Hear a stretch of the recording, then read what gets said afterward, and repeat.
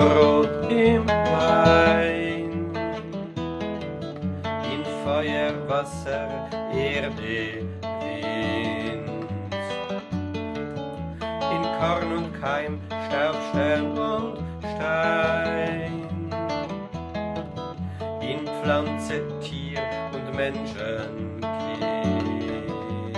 Du birgst dich ein und bringst dich dar in Raum und Zeit, verborgen und doch offenbar ist deine Herrlichkeit. Wir sehen dich nicht von Angesicht, gehen tastend nur in Spur und Bahn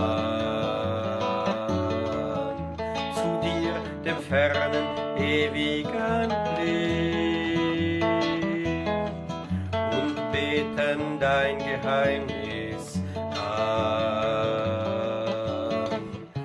Du birgst dich ein und bringst dich da in Raum und Zeit, verborgen und doch offenbar